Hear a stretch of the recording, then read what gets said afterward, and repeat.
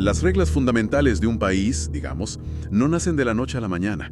No es que un grupo de personas se sienta un martes por la tarde con un café y de repente surge una nación perfectamente estructurada. Claro, ojalá fuera tan fácil. Tal cual. En la gran mayoría de los casos, la arquitectura legal es el resultado de décadas de batallas, de pactos firmados con tinta y, lamentablemente, muchísimas veces con sangre. Periodos de anarquía total y debates filosóficos muy profundos. Ujú. Y hoy, en este análisis profundo, vamos a explorar exactamente esa evolución histórica y legal. Tenemos sobre la mesa unos extractos fascinantes del libro Marco Jurídico Civil y Administrativo, escrito por Roberto Carlos Suárez, y estoy seguro de que nos va a dar mucho de qué hablar. Es un material sumamente revelador, porque hace algo muy difícil. No se limita a hacer un inventario de leyes o fechas frías que uno olvidaría a los 5 minutos. Lo que hace es mostrarnos los cimientos mismos del Estado argentino. Y bajándolo a la realidad, ¿no? Exacto. Desentraña no solo qué dicen las normativas, sino por qué importan y cómo impactan en la vida cotidiana. Hablamos de cosas muy tangibles, desde derechos laborales hasta cómo se decide administrar el espacio público de una ciudad. Y por eso la misión de nuestra inmersión de hoy es decodificar esa compleja arquitectura constitucional de Argentina. Queremos entender cómo se distribuye realmente el poder y descubrir cómo una historia tan caótica terminó moldeando el sistema legal actual. Todo diseñado para quienes buscan aprender de forma rápida, sin ahogarse en jerga jurídica. Ese enfoque es vital, porque el derecho a veces parece una disciplina abstracta, reservada para académicos. Pero en realidad es el manual de instrucciones de la sociedad. Si no se entiende el manual, no se puede entender cómo funciona la máquina. Ni mucho menos cómo arreglarla. Tal cual. Bueno, vamos a desempacar esto comenzando por los conceptos más básicos del autor, porque establecen las reglas del juego. El texto hace una distinción muy tajante entre el derecho público y el derecho privado. Si alguien firma un contrato de alquiler con su vecino, eso es privado. Pero, ¿qué hace que el derecho público sea una criatura con reglas tan diferentes? La diferencia central radica en una desigualdad jurídica. Una desigualdad que es intencional y necesaria. En el derecho privado, como el ejemplo del alquiler, la ley asume que ambas partes negocian de igual a igual. Están al mismo nivel. Exactamente. Pero en el derecho público, y específicamente en el constitucional, al menos uno de los sujetos es el Estado, y el Estado ostenta lo que jurídicamente se denomina imperium y dominio eminente. Eso suena al latín de la antigua Roma. Si lo bajamos a tierra, ¿qué significa tener dominio eminente en la vida real? Significa que el Estado tiene un poder superior justificado por el bien común. Para ponerlo en términos cotidianos, si el Estado determina que por un terreno privado debe pasar una autopista crucial, tiene la autoridad legal para expropiar esa tierra, pagando una indemnización, por supuesto. Claro, un vecino jamás podría obligar a otro a venderle su patio para hacerse una piscina. Esa es la diferencia. Esa desigualdad de poder es el imperium. Ahora, como ese poder es tan inmenso, el derecho constitucional se encarga de estructurarlo en 3 dimensiones. Me imagino que la primera tiene que ver con armar el esqueleto, digamos. Precisamente. La primera es la dimensión estructural, que organiza los poderes del Estado, establece el Congreso, la presidencia, dice quién hace qué. La segunda es la dimensión funcional, que determina cómo se toman las decisiones, o sea, los pasos exactos para que un proyecto sea ley. Ujú. Y la tercera, vital para la ciudadanía, es la dimensión garantista. Son los escudos protectores, los mecanismos para defender los derechos de las personas frente a ese inmenso poder público. Para visualizar todo esto de una manera más digerible, me gusta pensarlo con la analogía de la construcción de un edificio gigante. La Constitución vendría a ser como los planos originales y los cimientos. Sí, me encanta esa imagen. Nos dice dónde van las paredes maestras y qué peso soportan las vigas.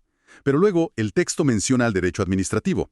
Siguiendo la metáfora, me imagino que esa sería la plomería, el cableado eléctrico, la maquinaria diaria. Lo fascinante aquí es cómo el autor conecta esos dos mundos, marcando una relación jerárquica. El texto señala que el derecho administrativo es, en esencia, derecho constitucional aplicado. Derecho constitucional aplicado. Así es. Cada norma que saca un ministerio o cada contrato que firma el Estado para pavimentar una calle encuentra su límite absoluto en los planos de la Constitución. La administración le da vida al edificio, pero no puede construir una habitación que no esté en el plano original. O sea, si la Constitución no da permiso explícito, el Estado no puede simplemente inventarse una regla nueva. Ahora, esos planos del edificio argentino no se dibujaron mágicamente en una tarde. El texto resalta un contraste histórico muy llamativo. Sí, la comparación temporal. Exacto. Mientras que Estados Unidos le tomó un tiempo cortísimo organizar su constitución, entre 1787 y 1789, a Argentina le tomó décadas de conflictos y guerras internas. Es un proceso histórico complejo. Para comprender esa enorme demora, el autor propone un recorrido cronológico. Entre 1776 y 1810, todo este territorio era el Virreinato del Río de la Plata, un régimen monárquico absoluto gobernado por el rey de España. Claro. Y la crisis no estalla por un factor interno inicialmente, sino por un evento geopolítico en 1808, la invasión napoleónica en España y la captura del rey Fernando VII. O sea que, irónicamente, fue el caos causado por un emperador francés lo que dio la excusa legal para buscar la independencia. Totalmente. Al desaparecer el monarca legítimo, surge una doctrina jurídica llamada el retroceso de la soberanía a los pueblos. El razonamiento era impecable. Si el rey está prisionero, el poder no pasa al invasor francés. Regresa automáticamente a la gente, representada por los cabildos locales. Ese argumento es la justificación de la Revolución de Mayo de 1810. Pero me llama la atención que, habiendo resuelto la teoría, la práctica fue un desastre. El texto describe un desfile interminable de gobiernos hasta 1816. La inestabilidad fue brutal. Primera junta, junta grande, triunviratos, directorios supremos. El gran problema de fondo era una disputa estructural sobre cómo gobernar un territorio tan inmenso. Los famosos bandos. Exacto. Por un lado, los centralistas en Buenos Aires, que querían un poder fuerte para ganar la guerra. Y por el otro, los federalistas del interior, que temían cambiar un rey en España por un dictador en el puerto, defendiendo su autonomía. Y esa tensión desemboca en lo que el libro llama la anarquía del año 20. El gobierno central colapsa y cada provincia se maneja como un país independiente, con caudillos locales. Esto dura décadas, incluyendo el larguísimo gobierno de Juan Manuel de Rosas. ¿Cómo se logra salir de ese pozo para redactar una constitución? El quiebre definitivo es en el campo de batalla. En 1852 ocurre la Batalla de Caseros, cae el gobierno de Rosas y esto abre una ventana histórica. Inmediatamente se firma el Acuerdo de San Nicolás. Que convoca al Congreso, si no me equivoco. Así es, un Congreso General Constituyente en Santa Fe. De ahí emerge la Constitución Nacional el 1 de mayo de 1853, muy inspirada en el trabajo intelectual de Juan Bautista Alberdi y su libro Bases y puntos de partida. Sin embargo, hay un detalle geográfico gigantesco que falta en esa foto de 1853. El país todavía estaba partido. Es una observación clave.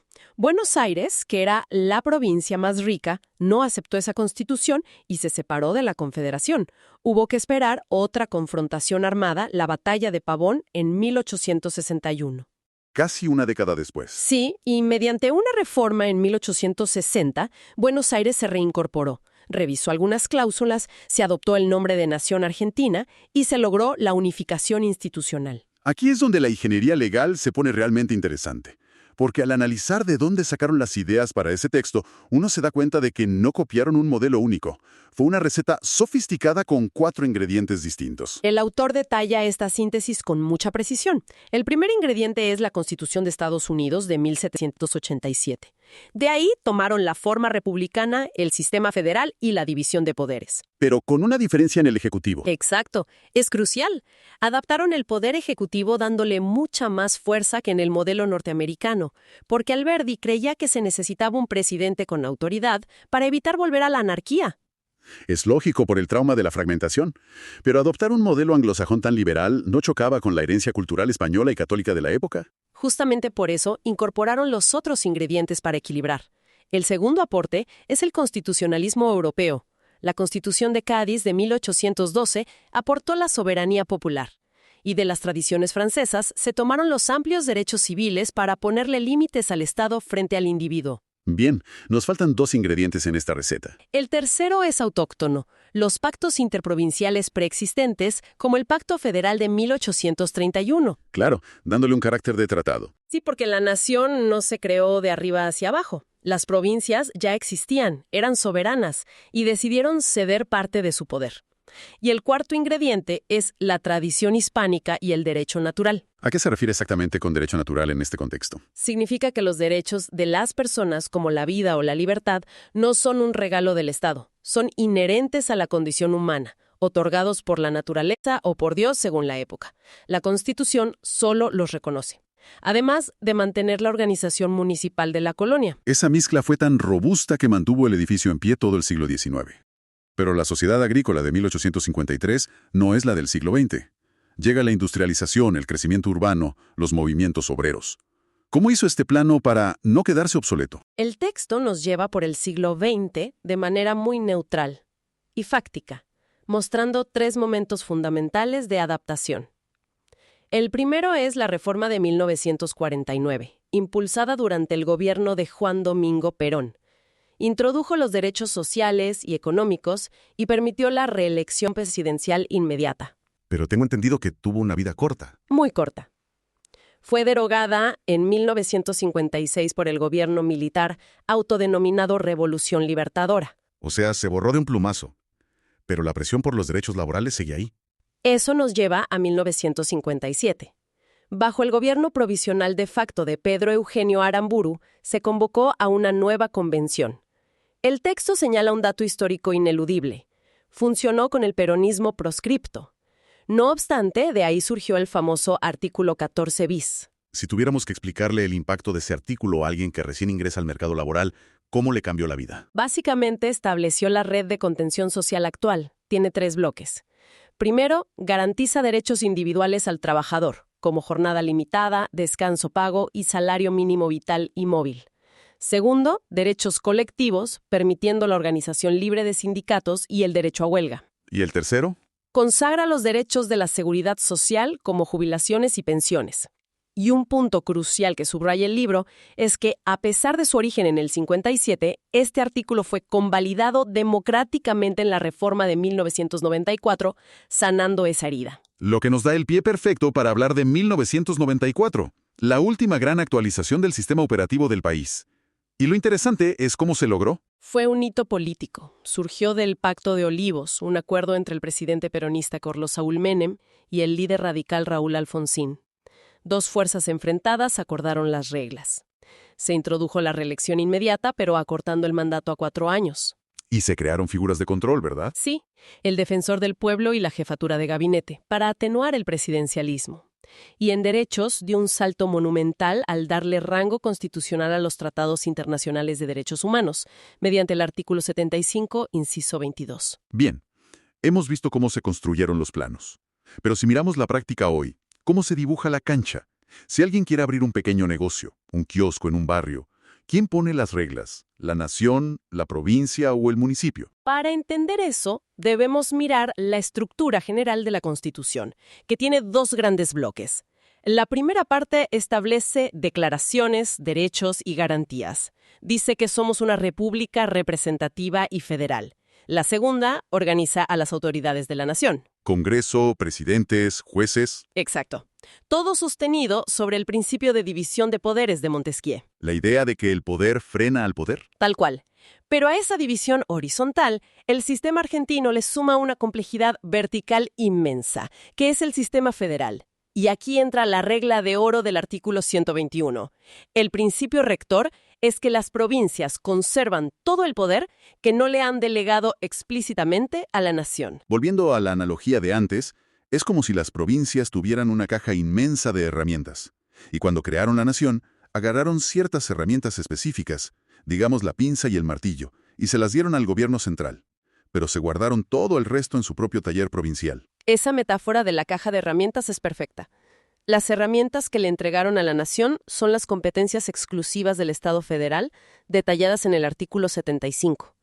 Solo la nación puede fijar aduanas exteriores, emitir la moneda, declarar la guerra o sancionar los códigos de fondo, como el civil o el penal. O sea, para el ejemplo del kiosco, la nación dicta qué moneda usan los clientes para pagar. ¿Y qué reglas rigen el contrato de alquiler del local? Exacto. ¿Y qué herramientas se quedaron las provincias en su taller exclusivo? Competencias vitales para el día a día.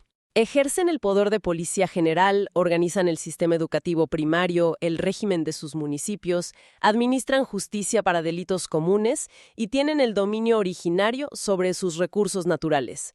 Así que es la municipalidad o la provincia quien da la habilitación de salubridad y cobra los impuestos locales del kiosco. Es un rompecabezas donde las piezas encajan muy justas.